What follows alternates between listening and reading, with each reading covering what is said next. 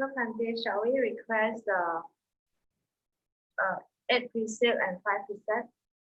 Our chant the Mayang Pante. Okay.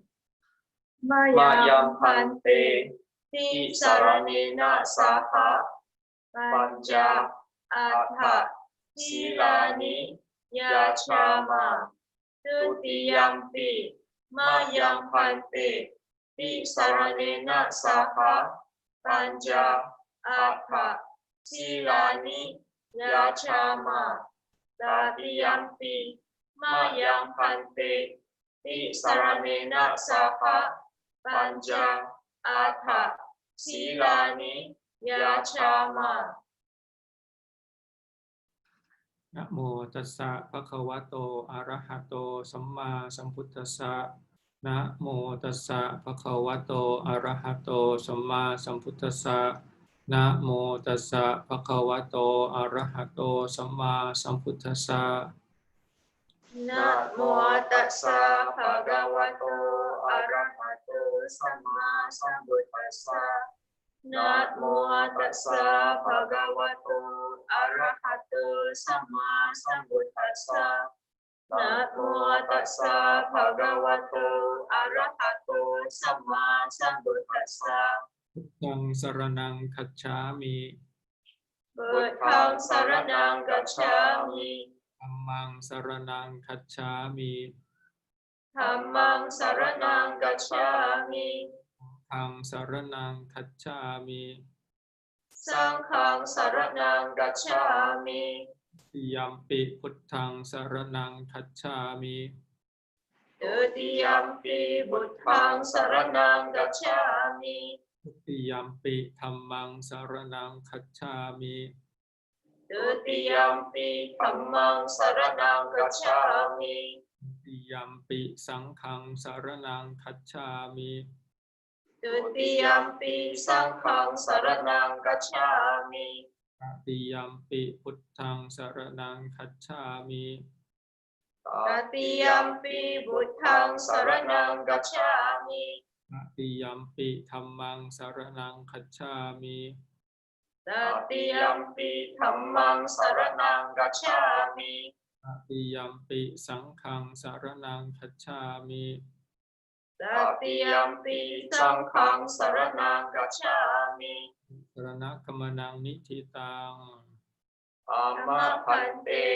อานาติปาตาเวรมณีสิกขาปะตังสมาธิยามิ ปานาติปาตาเวรมณีสิกขาปะทังสมาธิยามิ อทินนาทานาเวรมณีสิกขาปะตังสมาธิยามิ อาดินนาดานาเวรมณีสิกขาปะทังสมาธิยามิ อุปากาเมสุชาจาราเวรมณีสิกขาปะทังสมาธิยามิ กาเมสุมิจฉาจาราเวรมณีสิกขาปะทังสมาธิยามิ For people with 8 precepts อภรรมจริยาเวรมณีสิกขาปะตังสมาธิยามิ อาปรมาจาริยาเวรมณีสิกขาปะทังสมาธิยามิ มุสาวาทาเว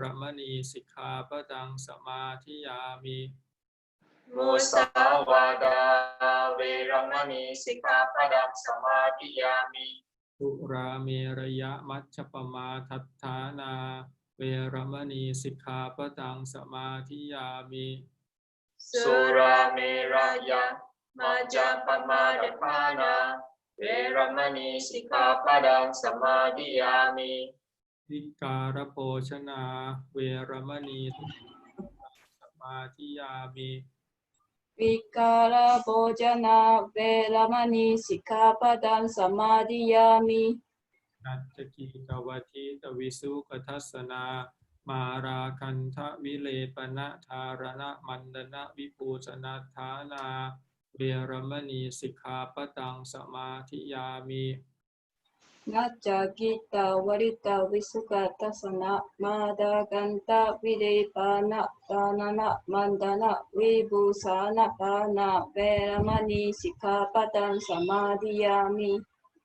Sayana Maha Sayana Veramani Sikkhapadang Samadhiyami. Ujja sayana maha sayana venamani sikkhapadam samadhiyami. Imani Panca Attha Sikkhapadhani Samadhiyami. Imani panca atta sila So you just patani samadhiyami. whenever you say just one, either you Panca is 5 precepts, but Attha is 8. Imani atta sikkhapadani samadhiyami. Imani atta sikkhapadani samadhiyami. Imani atta sikkhapadani samadhiyami. Lena Supatinyanti Silena Pokasampha Silena Niputinyanti Tasama Silang Ye. Sadhu, sadhu. Sadhu, sadhu. Now we will request a Dhamma discourse.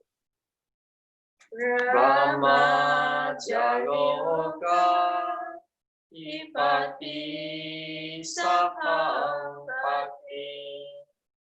Gatan Jari'an Iwarang Ayat Jatang Santi Pasata Paraja Kajatika Ese Tutama Anugam Bimang Pajang. Namo tassa bhagavato arahato samma sambuddhassa. Namo tassa bhagavato arahato samma sambuddhassa.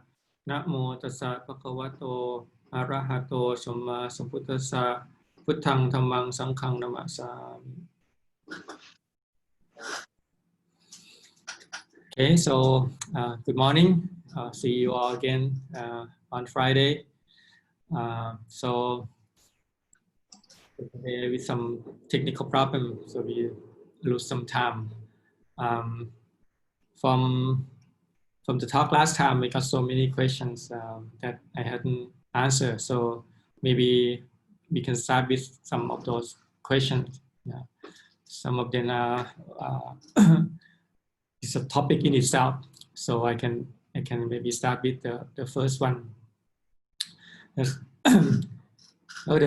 The question I want to know about the life sustaining treatment in the Buddhist view or Buddhist perspective.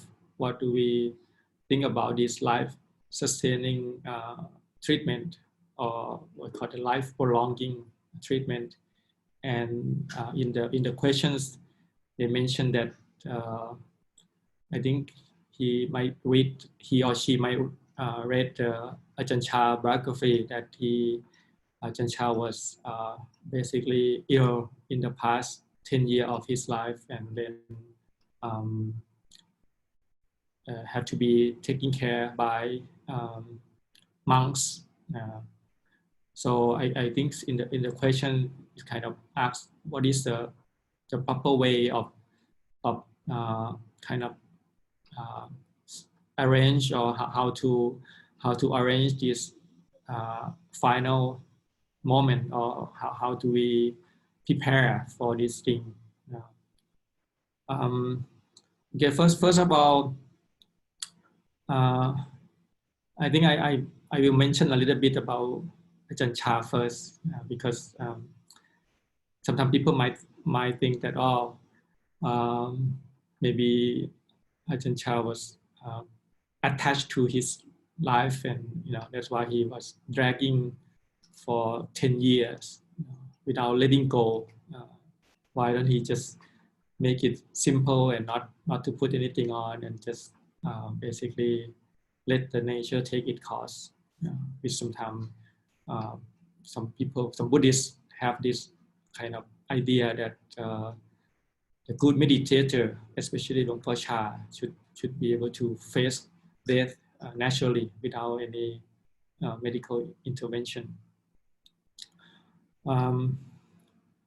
Well, I mean, the theory is one thing. You know, when you read the Buddha scripture, and of course in the Buddha time there's no technology that can prolong life,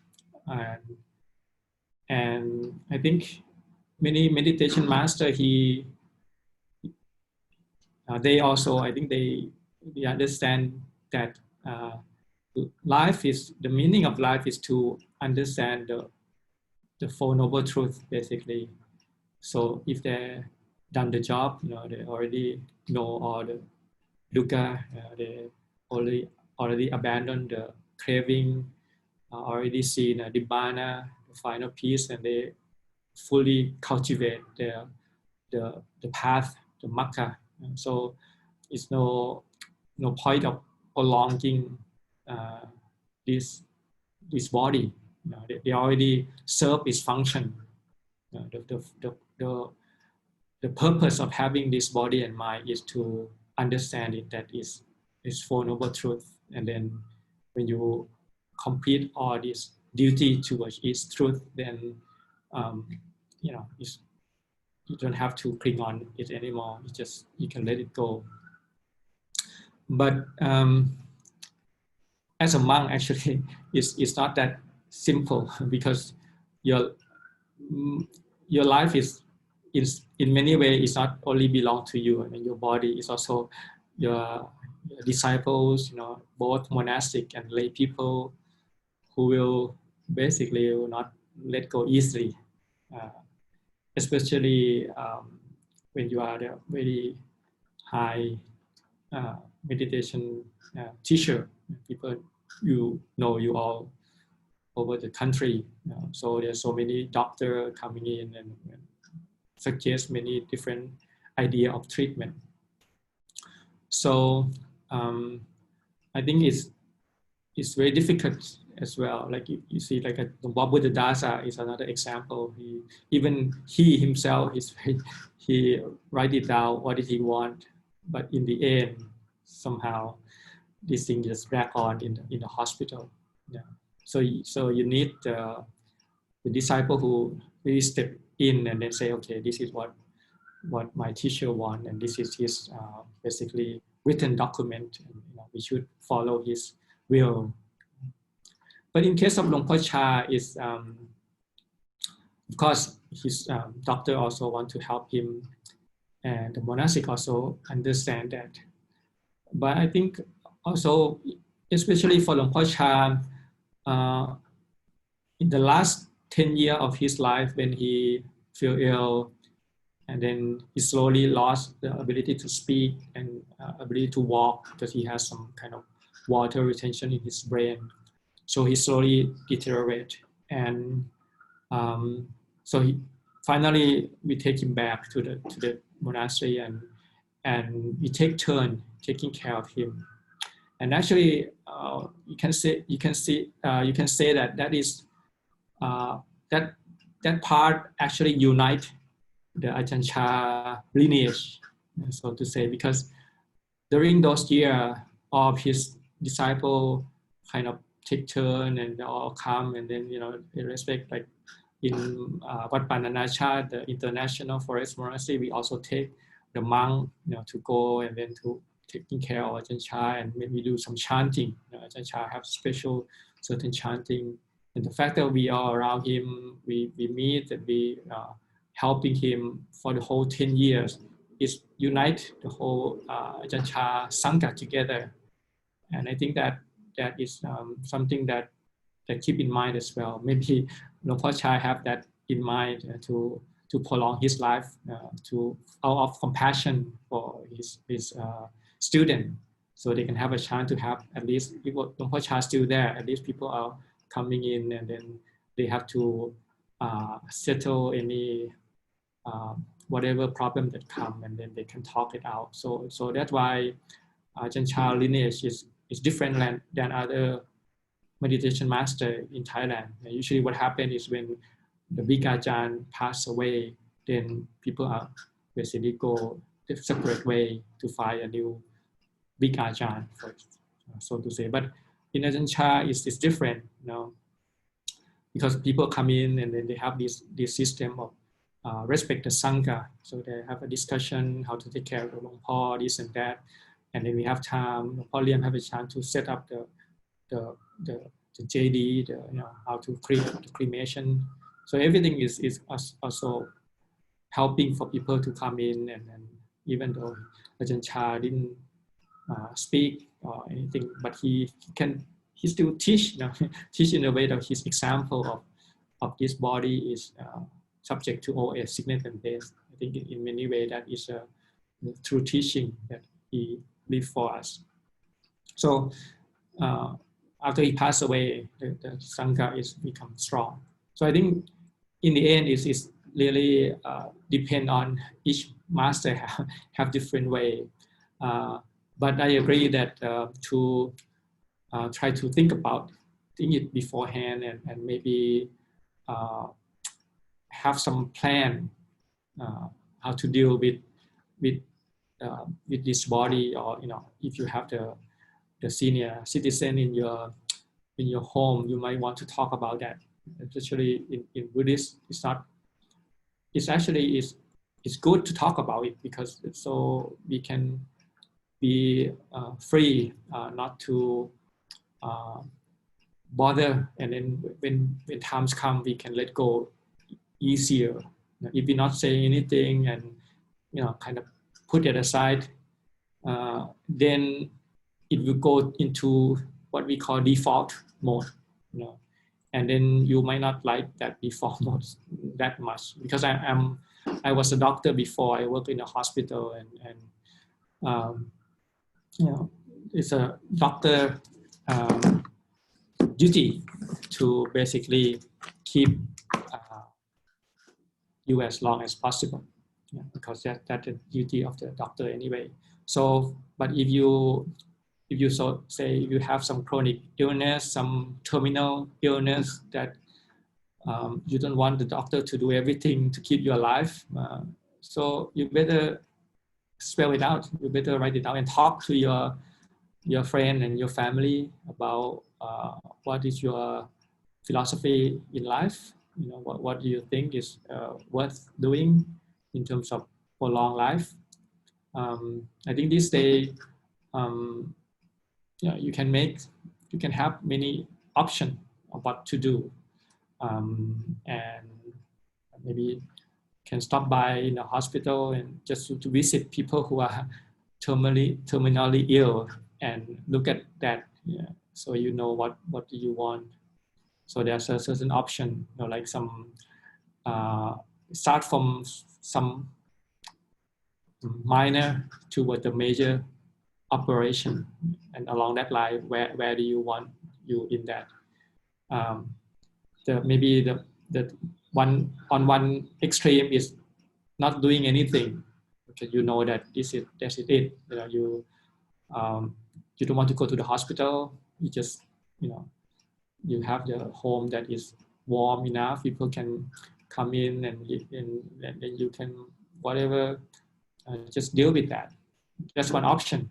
Now, recently we have the one of the sponsor, the major sponsor. She was 94 years old, and she passed away very quickly. Basically, she was ill. She got some cancer in her pancreas, but she decided not to go to the hospital.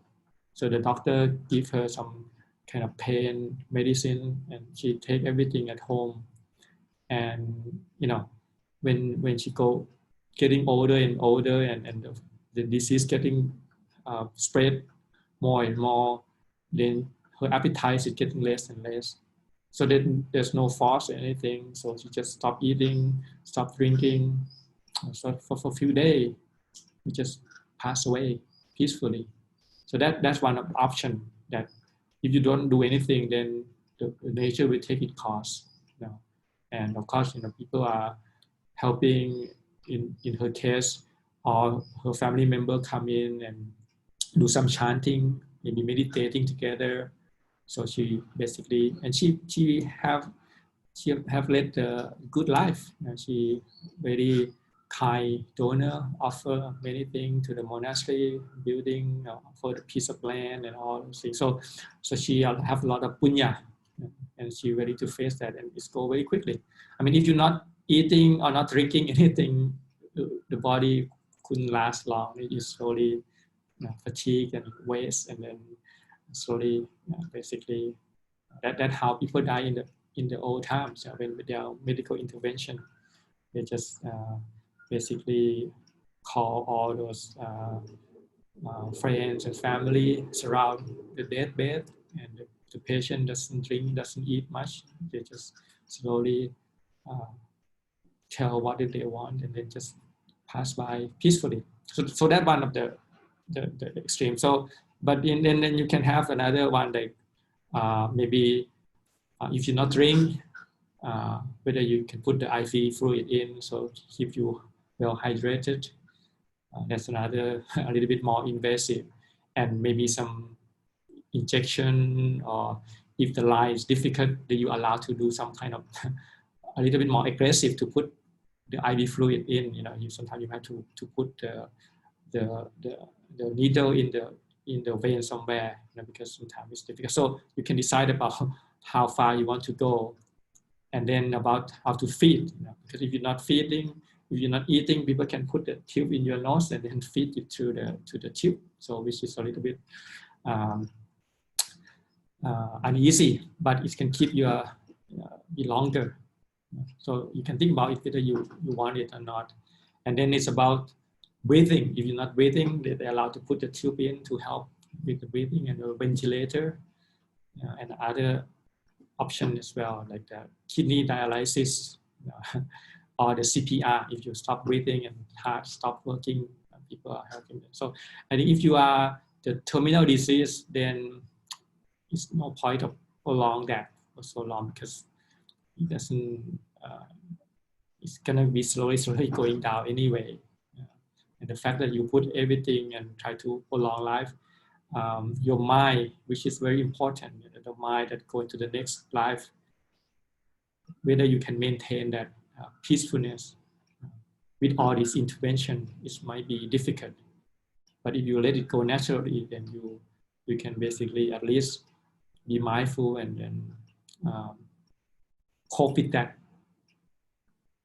But having said that, there are certain aspects that I think is worth contemplating. For example, like if you have a terminal illness like a cancer, sometimes it's very painful, and sometimes people have very strong kind of idea about, oh, I'm a meditator, so I should be able to basically use my will to go through this pain, without using any painkiller and things like that. I think it's a little bit difficult, because when your pain is so intense, it's very difficult to maintain mindfulness in that state.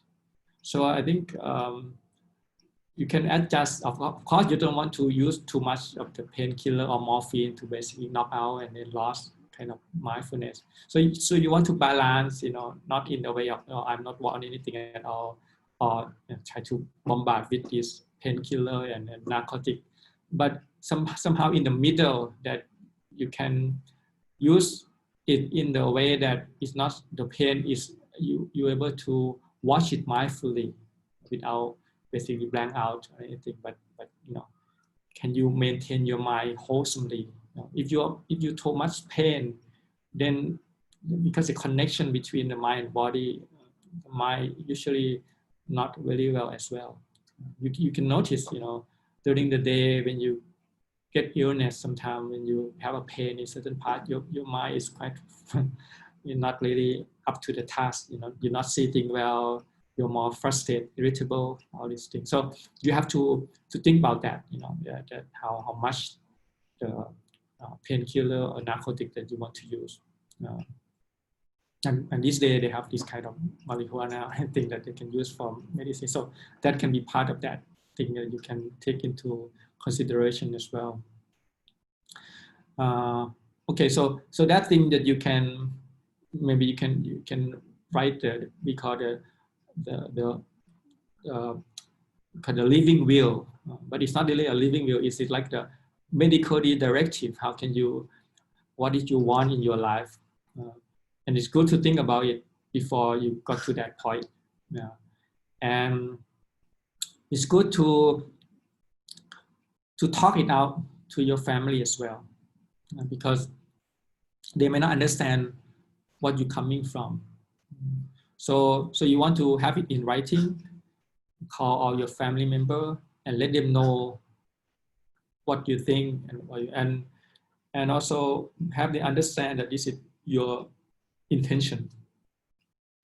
Because as a Buddhist, one of the very strong kind of bad karma is like, for example, if your father and mother have something, and then and then she was hooked in the ventilator and things like that, and then if you are a son or daughter and you have to make decision to withdraw all of this, sometimes they might think, oh, do I kill my mother or father or not, because that's considered one of the very grave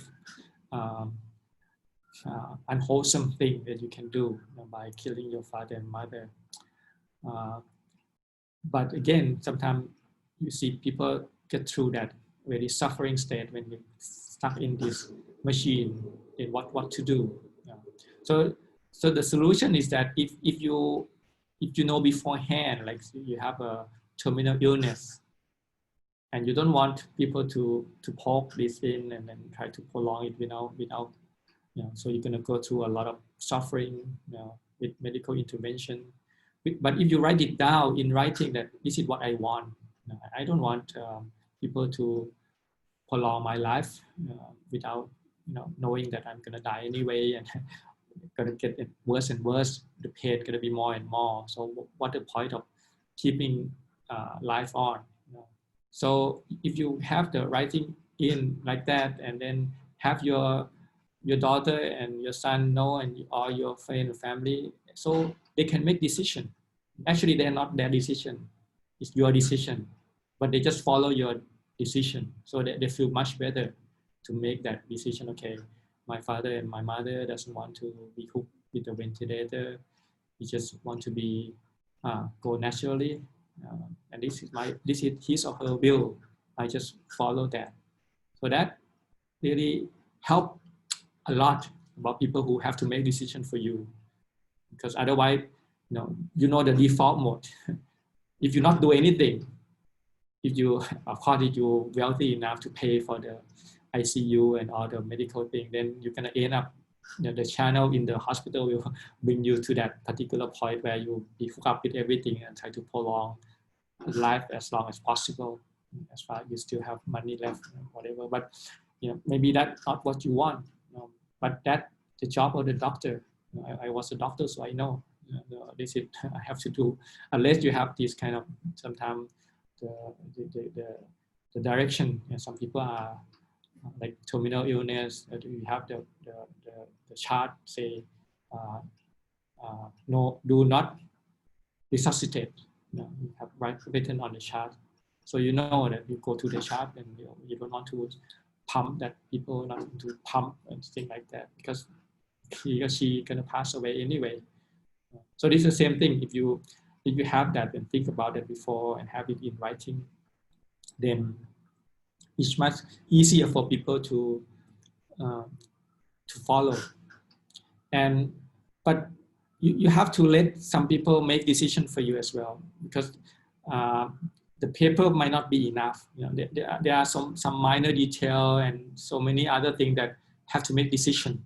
Okay, so when you write down this thing, you have to pick one person that think the same as you think. Maybe whatever, maybe it's not necessarily have to be your spouse, the wife, your husband, or your kid. It's maybe your friend, even the one who will understand you the most. What do you want?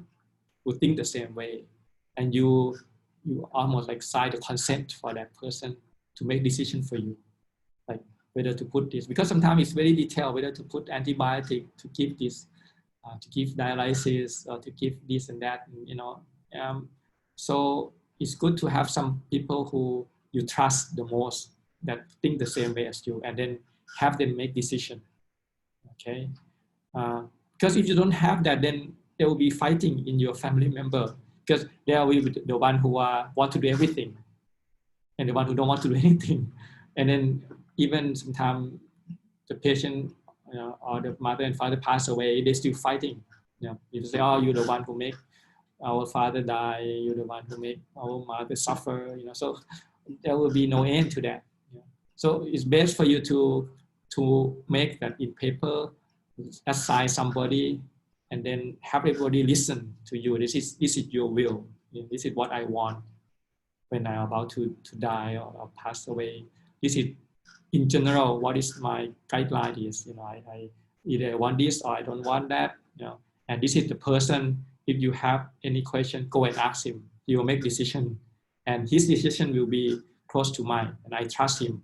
So this is good to have it beforehand, and then it's very helping for you to let that open, talk about that to your friend and family, make it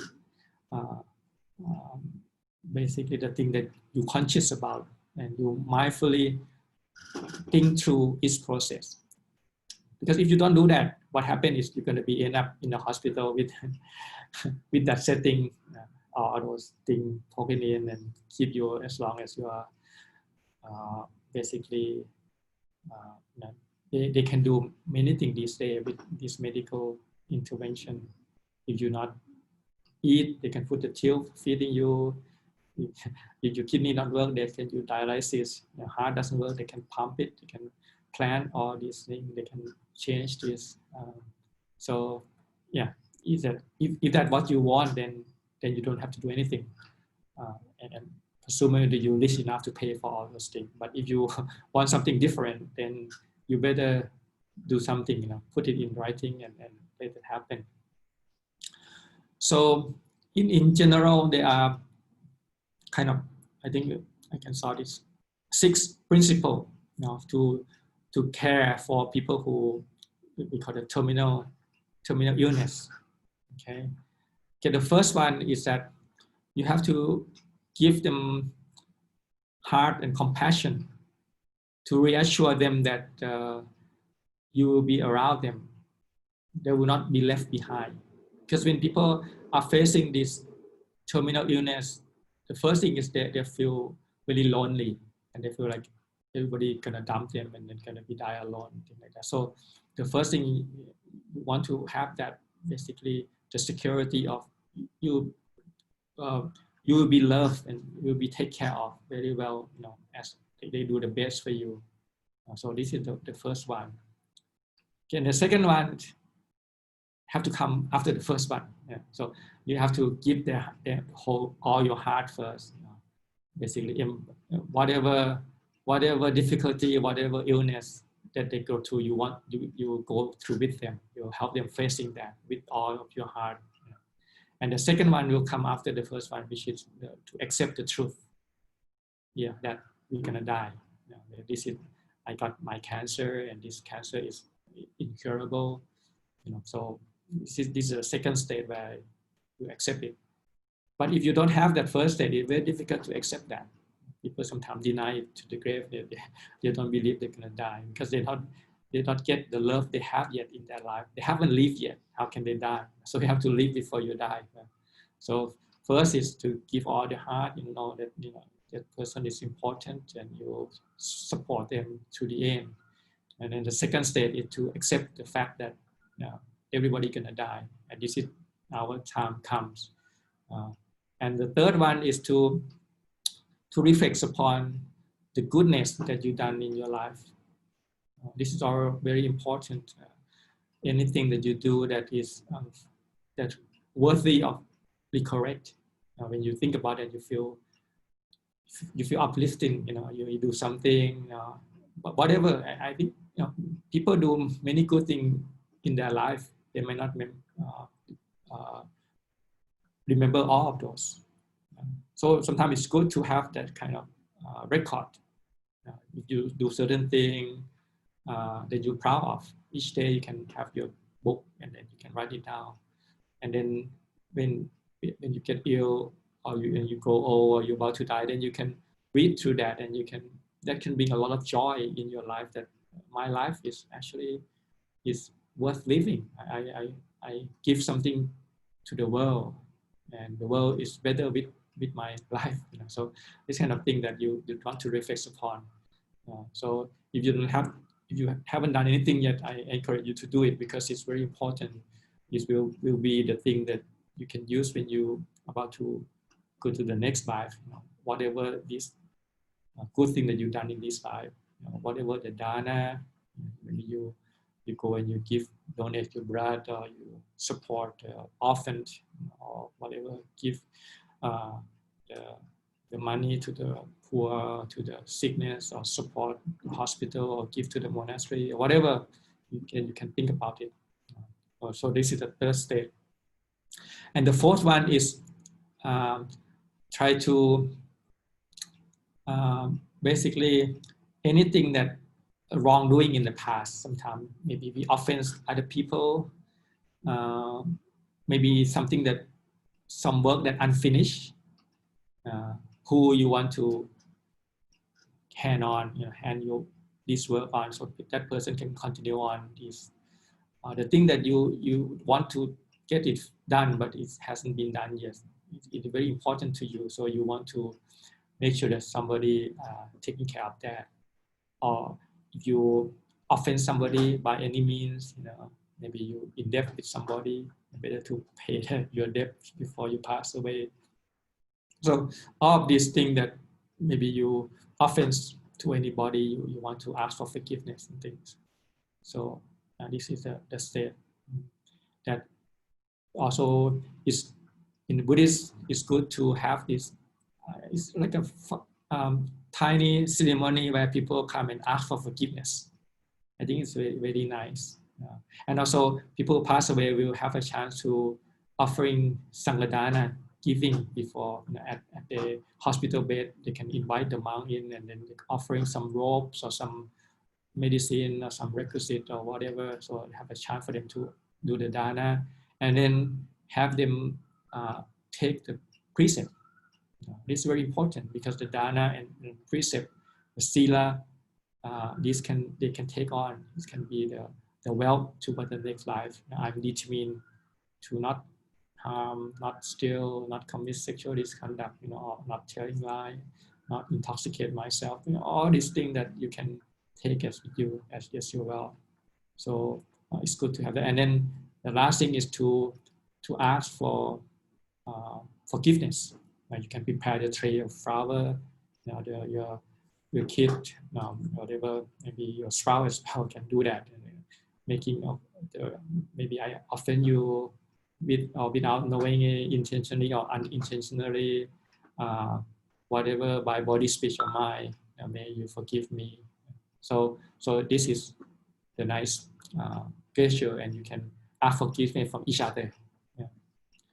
And then the fifth one is to say goodbye, to have a chance to say goodbye to each other. And sometimes people let go. They don't want to let go because they are thinking of some people. So when that person comes and they can say goodbye, and then they can let go.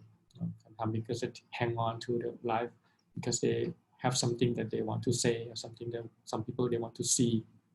So it's good to have that done, all these things. And the last one is to find the peace and quiet place to pass away. You don't want to be in the place where it's busy, like sometimes in ICU with a beeping and people are talking, or sometimes in the hospital people are not paying attention to you, watching television, playing their own handphone. So you want the surrounding, which is serenity, be composed.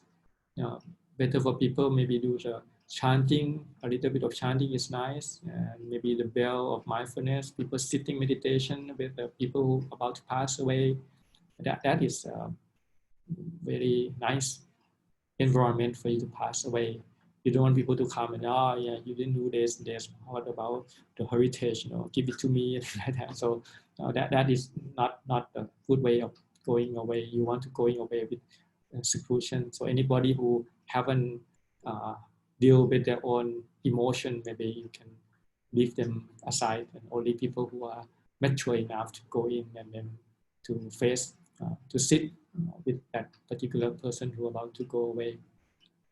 So this is in general, just how to prepare people to the final moment, and then think about that, all this process one by one, and then if you do all of this, then you do the best you can. You use this life, and then if the next life is still there, you still have a causing condition, your great hatred and delusion is still there, then you go on. But hopefully you have a good destination, at least born as human being or whatever, so have a chance to continue on practice to liberate from this whole samsara.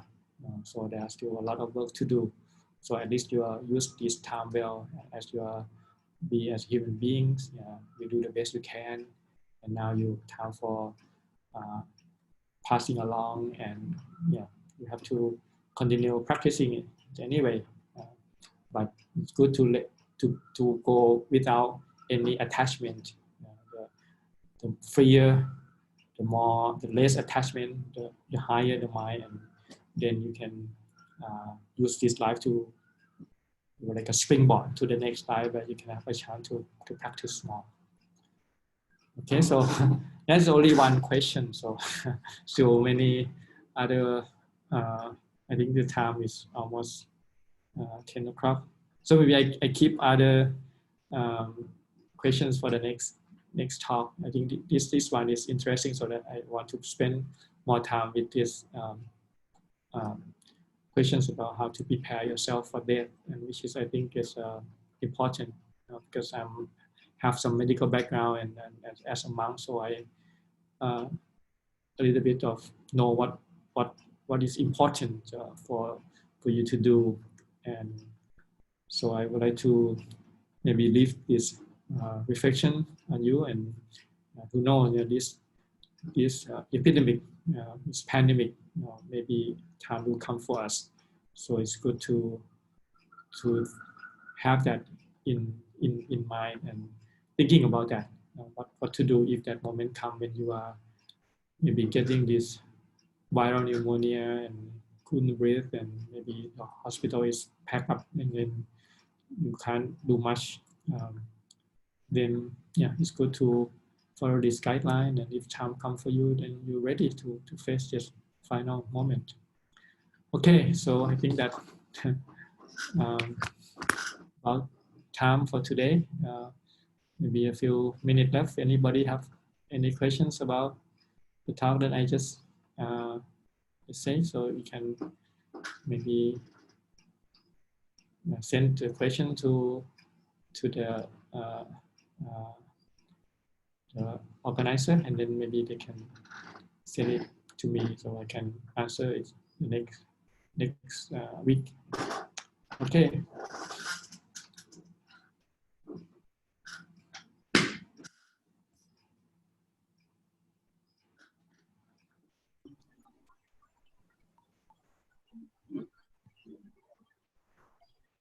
So is there any question from the attendee and panelists here?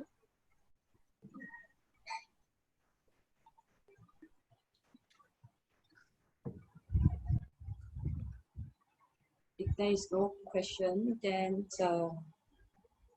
we should end our section today, and then the next Friday will be another section, 10 to 11 Singapore time. We thank Ajahn for the useful and meaningful talk today. And then let us pay respect, 3 bow to Ajahn.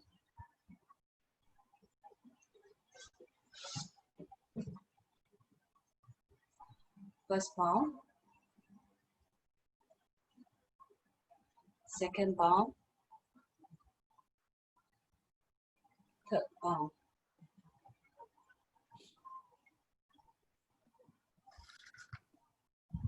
Okay, so stay safe and be mindful. Hope you continuing on practice and yeah, try to keep the precept. Do you do that once a week or every day? This precept. 5 and 8 precept. Yeah, it's every day. Okay. Yeah. I mean, you already take the precept. I think once a week is good enough.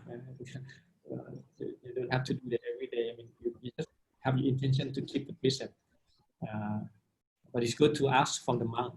So you have some more kind of incentive to keep that till the next week.